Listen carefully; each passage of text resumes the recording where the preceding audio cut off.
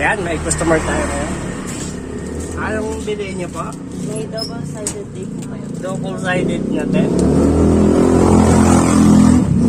Mayroon ba tayong double-sided?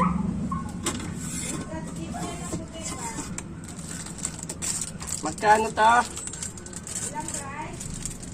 Ganito ba? Double-sided po.